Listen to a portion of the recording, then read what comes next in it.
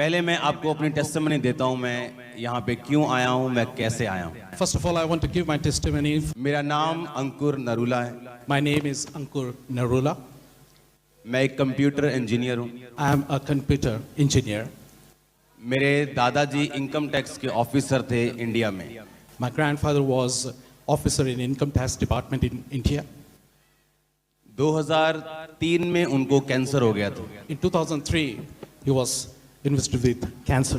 तो मेरी जो फैमिली थी, मेरे मम्मी और पापा जो थे, उनको किसी ने बताया कि ऐसे क्रिश्चियन सिस्टर्स होती हैं, ये जब प्रेयर करती हैं तो लोग चंगे हो जाते हैं। Someone told my parents, my mom and dad, that if the Christian sisters, if they pray, the sick people get healed. और जब वो सिस्टर्स मेरे घर में आने लगी और प्रार्थना करने के लिए, And when these sisters started coming to our place and praying, मेरे जो दादाजी है मेरे चाचा के साथ रहते थे, हमारे साथ नहीं। my grandfather used to stay with my uncle, not with my father. लेकिन उनका जब ट्रीटमेंट शुरू हुआ तो वो हमारे घर में रहना शुरू हुए। But when his treatment started, he started staying at our place. और जब वो हमारे घर में रहते थे तो वहाँ पे सिस्टर्स आकर प्रार्थना करती थी उन पे। And when he used to stay with us, the sisters would come to our place and pray for him. और मैं उनको गालियाँ निकालता था कि आज के बाद अगर ये क्रिश्चियन लोग मेरे घर में आए तो मैं इनको मारूंगा और गालियाँ निकालूंगा। मेरे घर में ये क्रिश्चियन लोग नहीं आने चाहिए। And I used to abuse these sisters and say, if these Christian people come to my house, I will abuse them and I will throw them out. और मैंने अपने फैमिली को मंदिर लेके गया। I took my family to a temple. उन्हें बताया कि हमको क्रिश्चियन नहीं बनना है, हम हिंदू हैं, हम सिखों में से हैं। और मैंने उनको वापस कर दिया और उनको चर्च जाने से बिल्कुल ब्लॉक कर दिया। And I told them that we belong to Hindu family, we belong to Sikhism, and I commanded them that they will not go back to Christianity. मेरे दादाजी की डेथ हो गई। My grandfather died बिकॉज मैंने मना कर दिया कि हम क्रिश्चियन नहीं बनेंगे। because I had denied they did not become Christian. उसके बाद 2004 में मुझे एक डॉग ने काटा और मैं मेंटली अपसेट हो गया। In 2004, a dog bit me and I became mentally sick.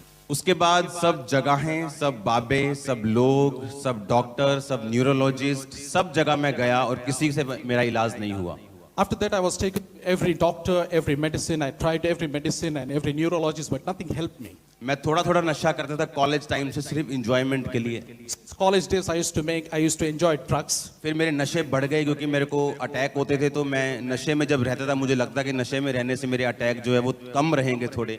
फिर नशा मैंने ज़्यादा करना शुरू कर दिया। My addiction to drugs gradually started increasing because I thought if I have drugs, then I feel better. And so my addiction just increased. तो मेरे ड्राइवर को मालूम होता था कि मैं हमेशा नशे में रहता हूँ, बिल्कुल बेसुध रहता हूँ नशे में, ताकि मैं पेन को फील ना करूँ और मुझे पेन ना हो इस मेंटली अपसेट की, जो एक डिप्रेशन के व्यक्ति जो जानते होंगे वो कैसी होती है, वो मुझे ना हो, इसलिए मैं हमेशा ओवर addicted रहता था हमेशा। My driver would know that I was full of drugs and in the influence of drugs, and people who know what drugs can do will understand that because I was in the influence of drugs, I felt probably my pain will lessen because of the drugs. और एक दिन मैंने decide किया कि अब मैं नहीं जीऊंगा, वो पेन इतनी बर्दाश्त के बाहर हो गई। मैंने एक जगह डिसाइड की जहाँ पे ट्रेन आती थी, टाइम डिसाइड किया, ड्रग की डोज डिसाइड की, कौन सी जगह पे जाके मुझे ड्रग ओवरडोज लेके अपनी गर्दन जो है वो ट्रेन के सामने रखनी और मैंने मरना है डिसाइड कर लिया। Because of the pain that I used to have, I took a decision one day that I'm gonna kill myself, and so I decided how much drugs I'm gonna take. I also decided which train I'm gonna use so that I can commit suicide. So everything was planned.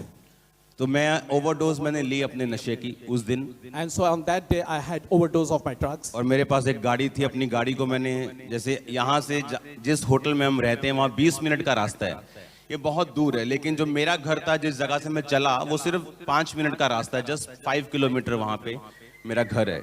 And so I had my car, I had my bike, and so I used my vehicle to reach to this place. The place where we are staying takes almost 20 minutes. This is quite far. But the place that I had gone to commit suicide, it was just 5-minute walk. No, my house was only 5 minutes away from that destination. तो जब मैं वहाँ से चला तो 2 घंटे लगे मुझे अपने घर पहुँचने में। इतना मैं ओवर डोज ले ली मैंने कि जिधर को मैं निकलता था सीधा, ਜਿਹੜੇ ਪੰਜਾਬੀ ਬੈਠੇ ਜਿਹੜੇ ਚੌਂਕ ਚੋਂ ਨਿਕਲਣਾ ਉਧਰ ਹੀ ਨਿਕਲ ਜਾਣਾ, ਬਾਅਦ ਚ ਪਤਾ ਲੱਗਣਾ 5 ਕਿਲੋਮੀਟਰ ਜਾ ਕੇ ਯਾਰ ਮੇਰਾ ਘਰ ਤੇ ਪਿੱਛੇ ਰਹਿ ਗਿਆ। So this place, which was just 5 minutes away, because of overdose, I couldn't understand what path I'm walking along. And so I would take one direction and I would walk in another direction because of the influence of drugs. And this same place, which was just 5 minutes afar, I took almost 2 hours to reach. जब मैं अपने घर पहुंचा तो एक हिंदू व्यक्ति अपनी wife के साथ मेरी फैमिली से बात कर रहा था जीसस क्राइस्ट के बारे में। When I reached home, I saw a Hindu couple had visited our place and they were talking about Jesus to my family. वही सिस्टर जो घर में आती थी, उन्होंने कहा कि परमेश्वर का आत्मा मुझे कह रहा है कि उसी घर में जाओ, मेरे फादर का नाम जीवन है, कि जाओ जीवन के घर में जाओ, उसके घर में परमेश्वर का आत्मा मुझे कह रहा है कि एक रूह जो है ना वो मैं बचाऊंगा। The sisters, they are saying that God had spoken to them that you go to that same house because I'm going to save one soul in that house. Those sisters who came, The sisters who used to come to pray for his grandfather. जब वो मेरे घर में आए तो उस समय मेरा घमंड टूट चुका था, बीमारी से खत्म हो चुका, मुझे पता है मुझे सुसाइड करनी है, मुझे कोई लेना देना नहीं, धर्मों से रह गया था, कोई बंदा क्या कर रहा है मुझे कोई मतलब नहीं रह गया था। लेकिन परमेश्वर की आत्मा ने उस सिस्टर्स को बोला था कि उसी घर में जाके भेजो, क्योंकि वो उनके वॉलंटियर्स हैं, उनका उस घर में जाओ और उस घर में जाकर वचन सुनाओ। परमेश्वर का आत्मा मुझे दिखा रहा है कि एक रूह वहां पे बचनी है। तो वो मेरे घर में आई और मेरे बेडरूम में वो बैठी थी और जब मैंने एंटर किया, This was the time when I had completely decided that I'm gonna forsake my life. I commit suicide, and so because I was in drugs and I was fed up with my life. But then because God's Spirit had spoken to this sister that go to that house because there is one soul whom I'm gonna save. So she comes to my house and she is in my room and I enter my room now. और जब वो मुझे मिले तो उन्होंने कहा कि मैं आपके लिए प्रेयर करूं, आप बीमार हैं, आपको क्या प्रॉब्लम है? तो मैं उस समय इतना टूट चुका था, मैंने कहा ठीक है। उन्होंने कहा एक तेरे को हम सलाह देते हैं। मैं कहा ये क्रिश्चियन बनाते हो आप लोगों को। उन्होंने कहा ठीक है, तू बाइबल पकड़, तू कंप्यूटर इंजीनियर है, तू पढ़ा लिखा है, बाइबल लेके जा और जब तुझे बाइबल में ईसाई धर्म नाम का शब्द मिलेगा तो बाइबल पढ़नी बंद कर देना। So when I entered my room and saw this sister, this sister challenged me that if you can just take the Bible, I know that you hate Christians, but just do one thing for me. Take the Bible and start reading. If anywhere in the Bible you see the word Christian religion, then don't accept it. But just check whether there is anywhere written Christian religion. रात को 8 बजे उन्होंने मुझे कहा कि हमारा आके घर देख ले, उसके बाद तू हमारे पास प्रार्थना के लिए आया करना। Night 8 o'clock, they had asked me to visit their house and then asked me to pray with them. नशे की हालत में मैं उनका घर देखने गया। In the influence of drugs, I visited their house. अगर कहीं और गया होता किसी और धार्मिक प्लेस पे तो शायद मार दिया जाता उसी If in रात। case I had gone in that situation to any other place, probably I would have been beaten. इसीलिए बाइबल कहती है कि प्रभु यीशु मसीह तुम्हारा धर्म नहीं, वो जीवन बदलने के लिए आए और वो पापियों को मारने नहीं, पापियों को बचाने के लिए आए। And therefore Jesus says that he has not come to give any religion, but he has come to develop the relationship. And he has come और उस रात जब मैं मेरे अंदर 500 कमियां थी मेरे अंदर। That time I had 500 मैं lacunas. स्नूकर खेलता था, पूल खेलता था, जुआ खेलता था, लड़ता था, झगड़ता था, नशे करता था। पहले दिन मैं सुधरा नहीं, जस्ट चर्च जाके देखा और रोज नशा करके चर्च जाने लगा। I had all sorts of habits those days. I used to play snooker, I used to have drugs, I used to play cards and all sorts of things. And I want to let you know that I did not change on day one. But as I started visiting church, gradually the change came up. Just एक दिन जाने लगा, फिर एक phone आना, अच्छा कहाँ है तू आज चर्च में यहाँ थोड़ा काम करते हैं, ठीक है मैं जाता हूँ।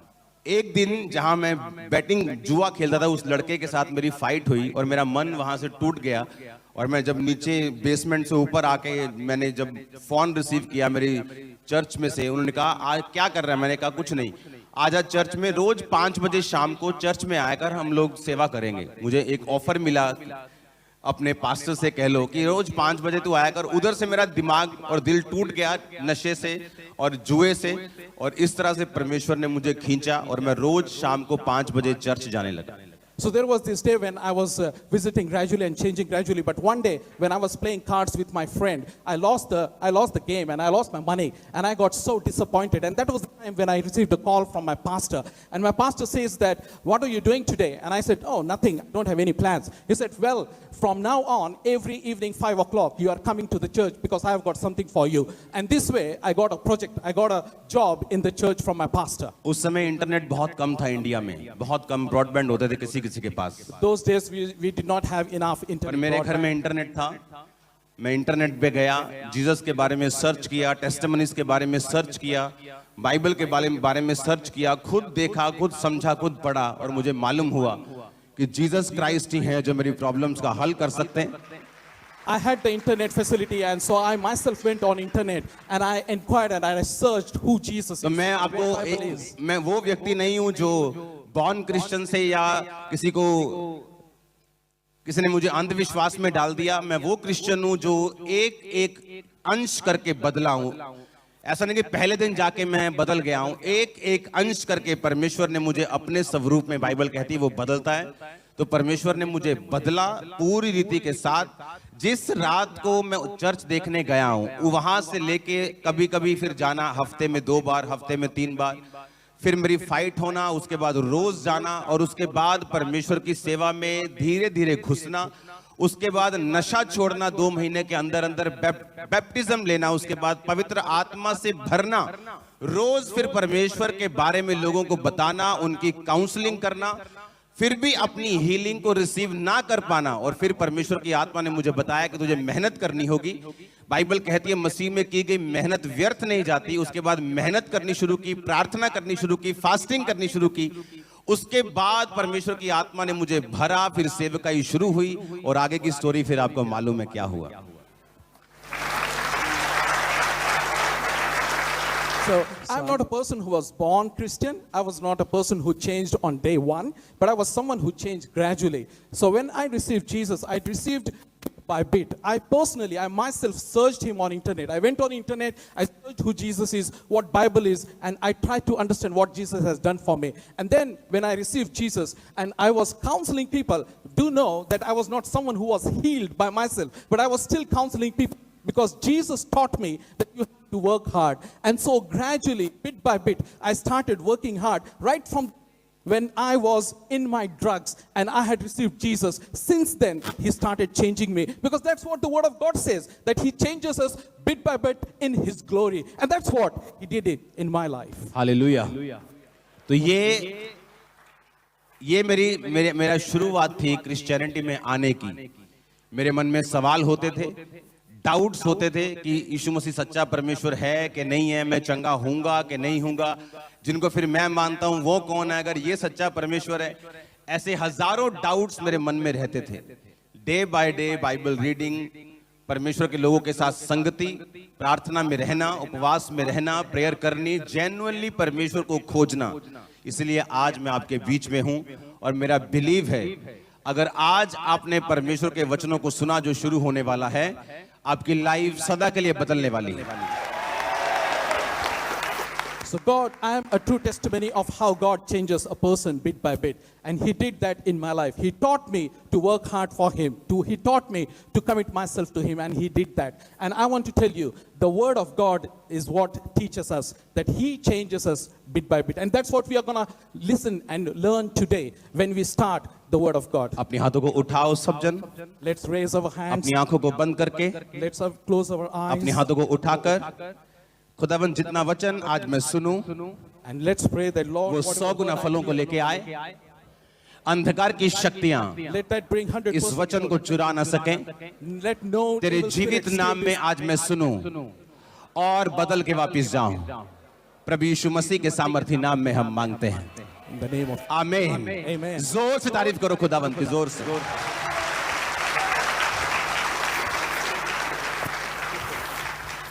आप प्रभु में हैं सभी? हाँ। एक वचन हम पढ़ेंगे, पहला कुरिन्थिया 2 उसकी 9 से 16 आयत। उसमें लिखा, जो बातें आंख ने नहीं देखी और कान ने नहीं सुनी, जो बातें मनुष्य के चित्त में नहीं चढ़ी, वो वे ही हैं जो परमेश्वर ने अपने प्रेम रखने वालों के लिए तैयार की हैं। परंतु परमेश्वर ने उनको अपनी आत्मा के द्वारा हम पर प्रकट किया, क्योंकि आत्मा सब बातें वरन परमेश्वर की गूढ़ बातें भी जानता है। मनुष्यों में से कौन किसी मनुष्य की बातें जानता है? केवल मनुष्य का आत्मा जो उसमें है, वैसे ही परमेश्वर की बातें भी कोई नहीं जानता, केवल परमेश्वर का आत्मा।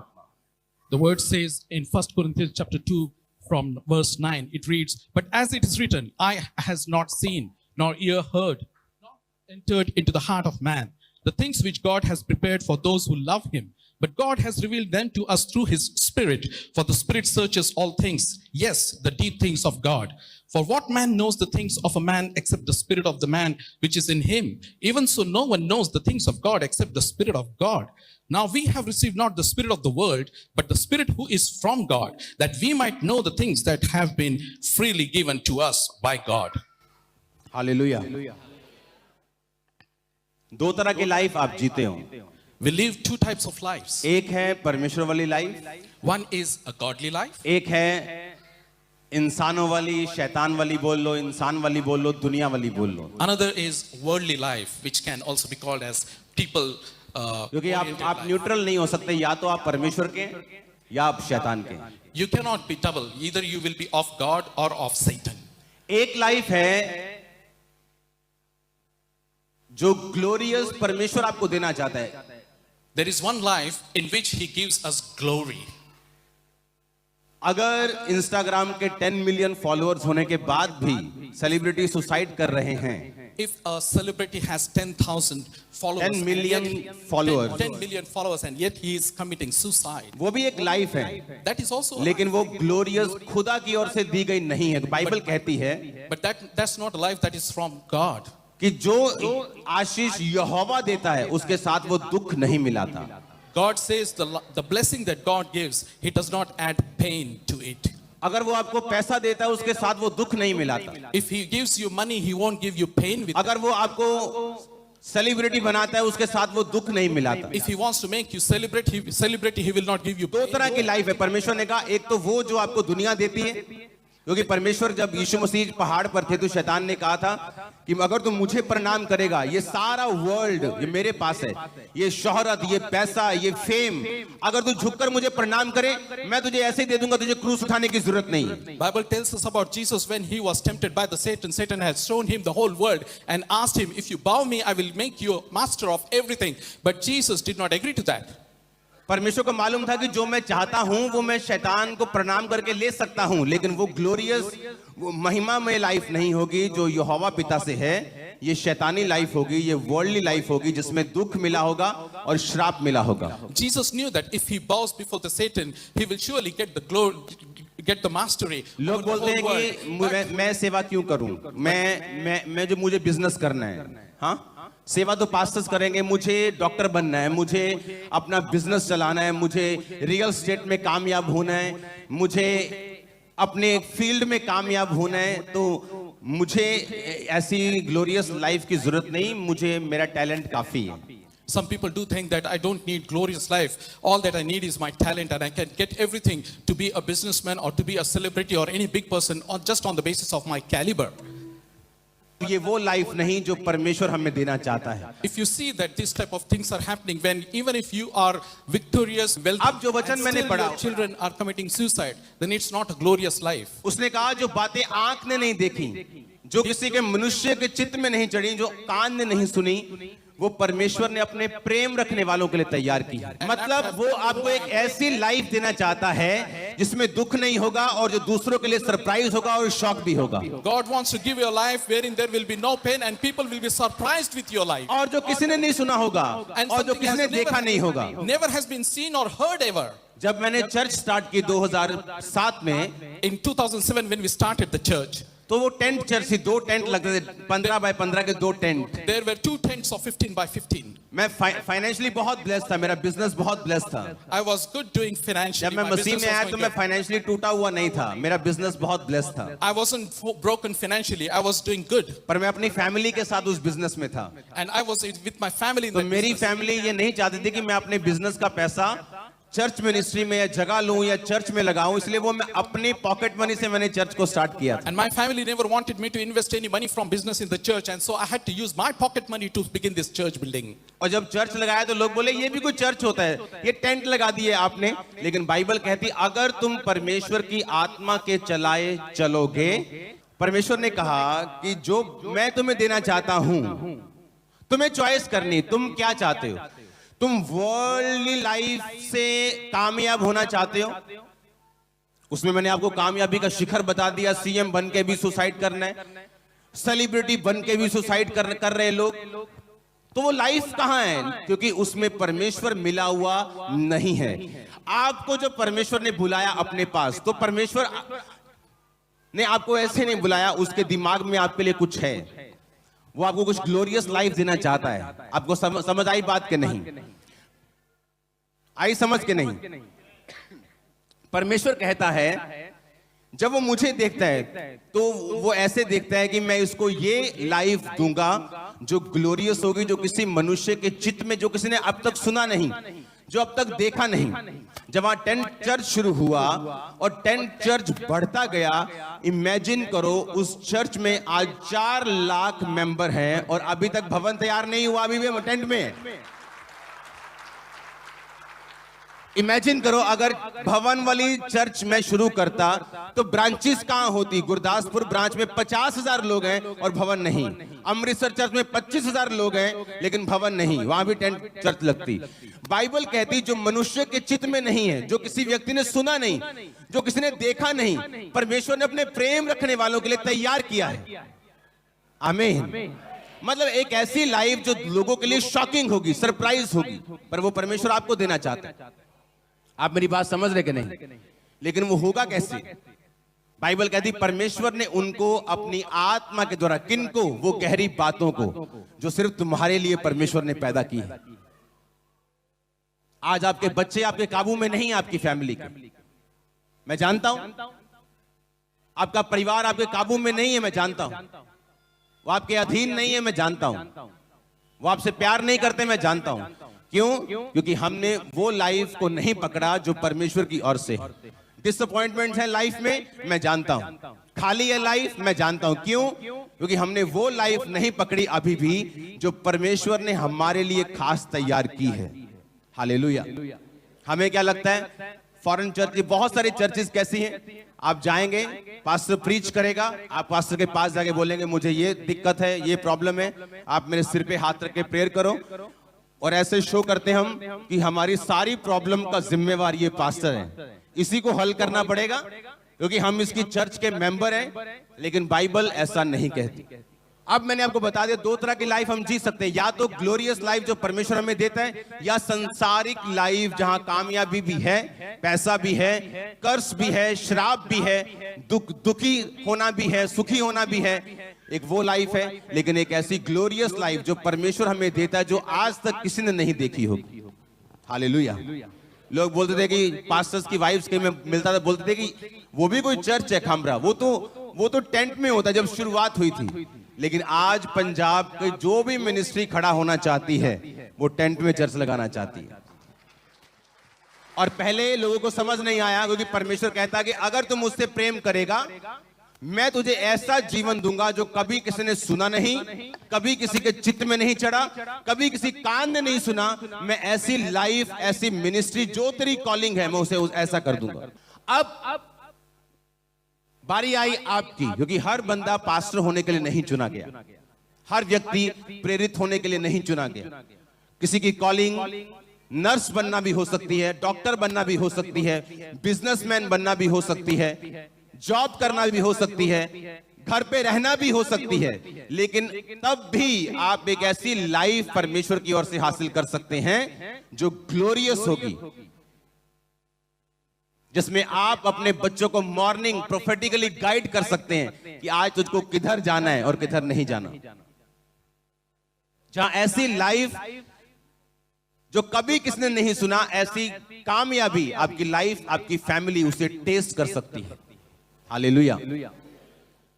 अब आप चर्च में आ गए, आप क्रिश्चियन बन गए, लेकिन क्या आपने उस लाइफ को फॉलो किया जो जीसस क्राइस्ट आपके लिए रखते हैं? आज हम बुक पढ़ते हैं प्रेरितों के काम, हाँ, कि प्रेरितों की बातें लिखा है, एक्ट्स ऑफ अपोस्टल लिखा है, और टॉक्स, हाँ, क्या लिखा है? एक्ट्स, क्योंकि उन्होंने काम किया है। क्या लिखा है? प्रेरितों के काम, प्रेरितों की बातें नहीं, प्रेरितों की योजनाएं नहीं, प्रेरितों के क्या लिखा है? काम, क्योंकि उन्होंने काम किया। क्या बोला जीसस क्राइस्ट ने मत्ती 28 उसकी 18, 19, 20 में कि जाओ और सब जातियों को क्या करो? चेला बनाओ। आप में से कितने लोग हैं जो रोज अपने घर से निकलते हैं इवेंजलिज्म के लिए? हाथ खड़ा करो। चर्च में 4 हाथ खड़े हैं। क्यों? क्योंकि मुझे यह लगता है कि पास्टर की जिम्मेवारी है प्रीच करना, मेरी थोड़ी है। मेरी तो है मैं घर जाऊं, जॉब करूं, वापिस आऊं और वही लाइफ जीऊं। क्योंकि मुझे लगता है कि ये सारा काम पास्टर का है, चर्च की कमेटी का है। मेरा काम नहीं है सुसमाचार सुनाना, ये तो चर्च का काम है। इसीलिए आज पब्लिक, क्रिश्चियन पब्लिक ऐसे कर्सिस के नीचे है, ऐसे बीमारियों के नीचे हैं जो शर्म की बात है। मेरा वचन करेले की तरह लगेगा, बाद में आपको असर जरूर होगा। क्योंकि मैं अपने लाखों लोग छोड़ के आया हूं ताकि आपको ट्रेंड कर सकूं। मैं आपको विश्वासी बनाने के लिए नहीं आया हूं, मैं आपको सेवक बनाने के लिए आया हूं। आप सेवक की तरह खड़े होंगे। हालेलुया। क्यों मेरी प्रॉब्लम सॉल्व नहीं हुई? मैं कितने साल सेवा करता रहा, प्रभु से पूछता रहा, प्रभु मेरी प्रॉब्लम सॉल्व क्यों नहीं? धमकियां देता रहा, मैं सुसाइड कर लूंगा अभी भी अगर तुमने मेरी प्रॉब्लम को सॉल्व नहीं किया। हीलिंग तभी भी नहीं हुई जब मैं मसीह में आ गया, और 2-4 साल बाद भी नहीं। और एक दिन मैंने फैसला किया कि मैं खुदावंद की सेवा करूंगा। क्योंकि परमेश्वर की आत्मा ने कहा, जिस नल से पानी निकलता है क्या वो सूखा रहता है? वो भी गीला होता है।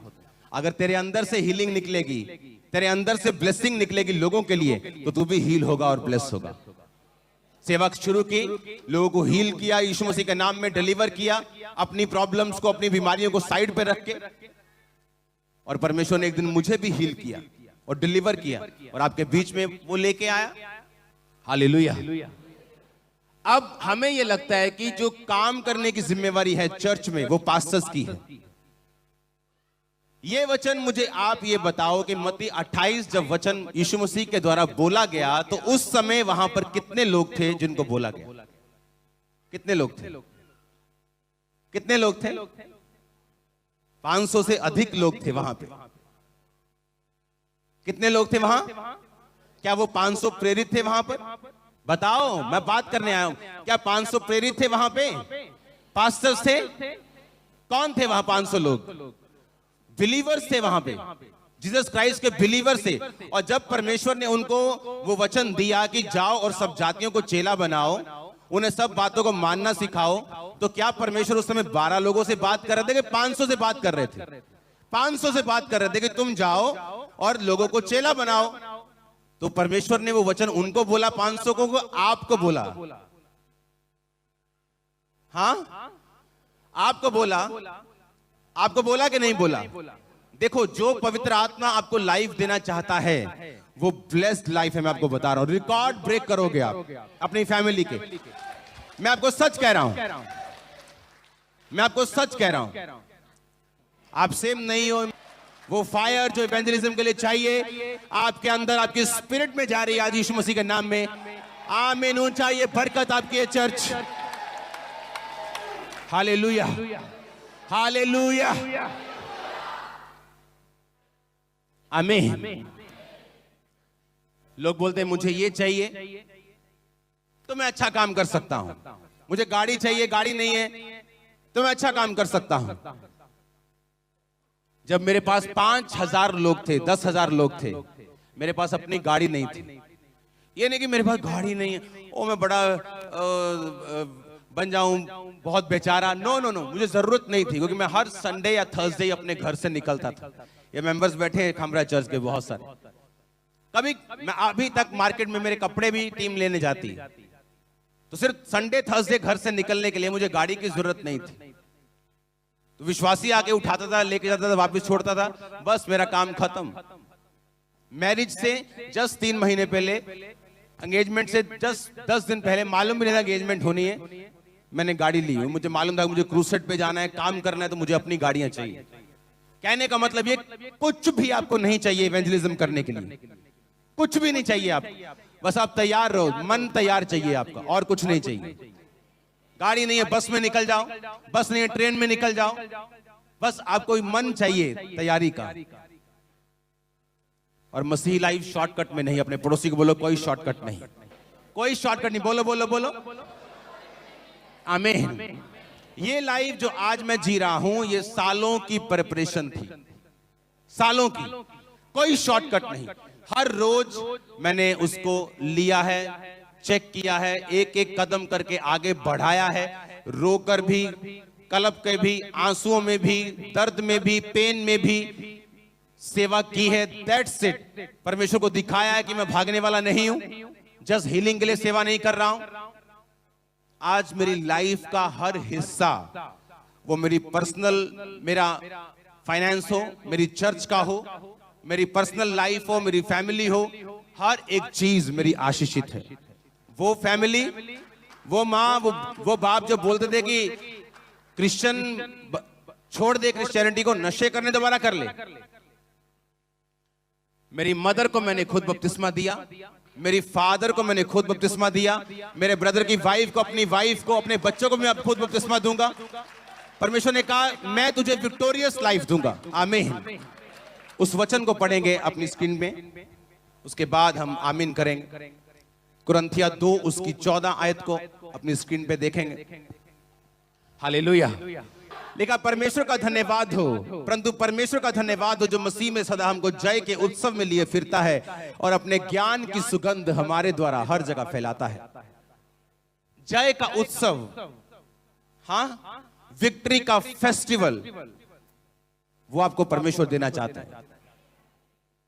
आज कोई बहुत अमीर है क्योंकि उसने काम धंधा अपना बहुत ब्लेस कर लिया, लेकिन जब उसकी फैमिली में जाते हैं प्रॉब्लम है। वाइफ की शक्ल इधर है, बेटे की उधर है, डाइवोर्स की बातें हो रही, बीमारी की बातें हो रही, लेकिन परमेश्वर कहता अगर तू मुझ में है, परमेश्वर का धन्यवाद हो जो मसीह में जय के उत्सव में लिए फिरता है।